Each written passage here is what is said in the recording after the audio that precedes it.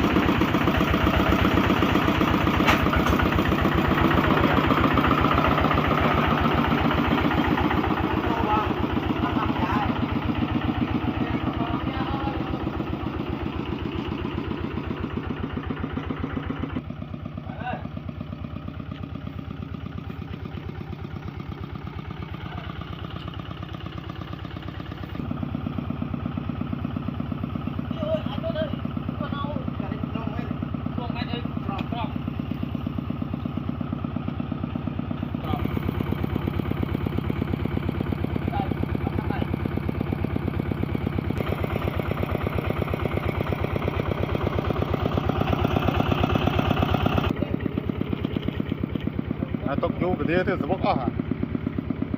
Đã bao nhiêu tinh được. Vô quay giờ sẽ bốc cái đĩa.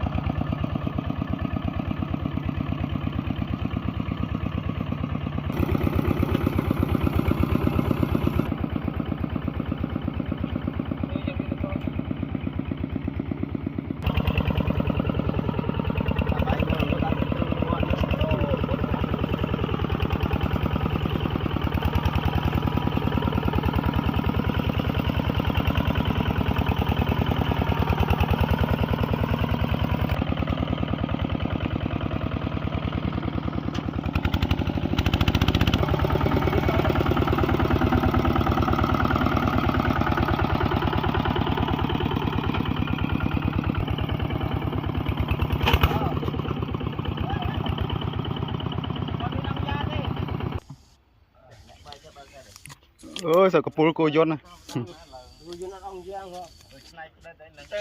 Mình chưa có dùng tuồng hết này. Khơi này đã ra nào nè. Chẳng nguy khơi nhảy cái bánh. Ơi, vón đâu bán mua ngồi đi, chạy đi hơi. mày nó vui đấy. Mày nó vui nó vui. Chẳng ai hơi nè. Kia là chất đậm nè ở cái lại nó phân năng đạo nè mắt đó. Anh nó không lắm. Top lên mới vô một cái đã tắt ngọc rất ngon à cái này rồi chứ cả. Ok, nó việc bạn cắt này. Lư lại trung môn lư. Phải chừng anh từ bô chứ đi Âu gì. À. Phụ nó mới là chân sư. Vô không thức mồi. Cắt clay nhom. Tôi nhột chưa. Chạm mét đi sân. Ai vào mét đi sân nó chạm rồi hơi đập. Đi ai tao về đâu.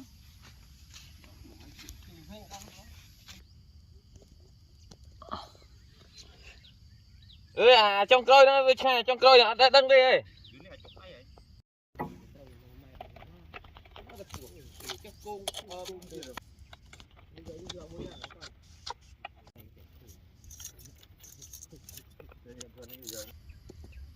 Cái đó chiếng. Vậy thu mình đây này. Ở đây. Ngạp rồi, đào chào vậy. Gọi gì à? Gì vậy? Bị mẹ ham mũi bay ly chứ. Tao được bay ham mũi đúng không? Rồi thôi, lục miên hai. Cái pi rồi mũi. Rồi mới pi rồi mũi rồi.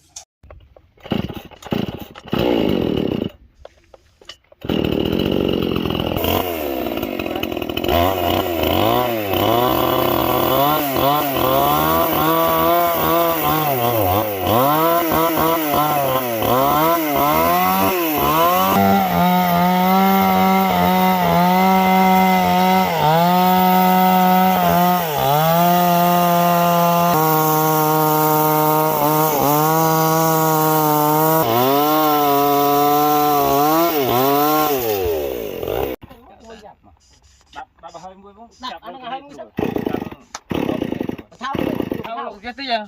Thao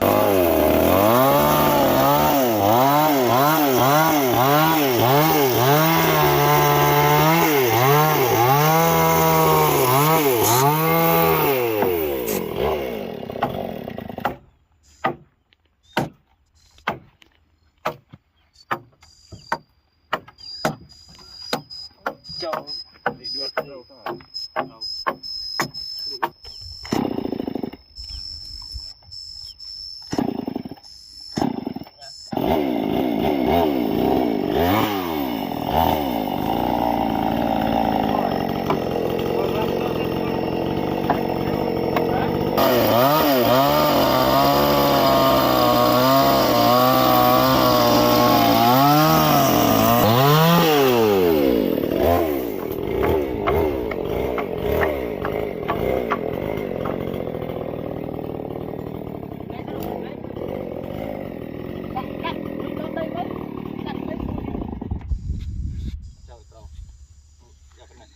ôi tao đi hơi bị trâu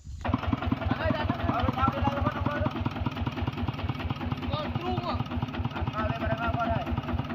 Đặt lệnh mùi rồi mau.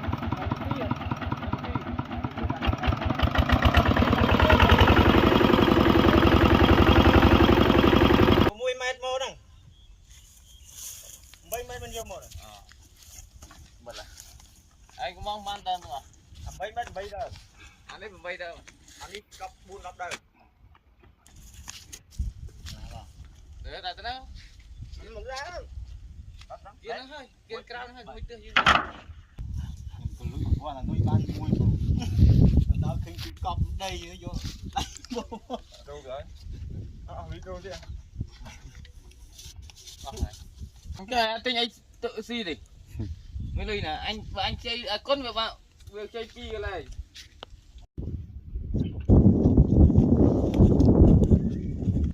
ôi tí bảy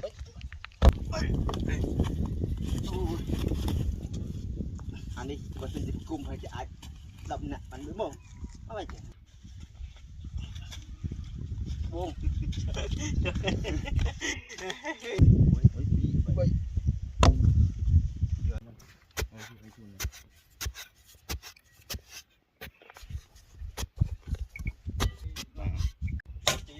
đây cái đêm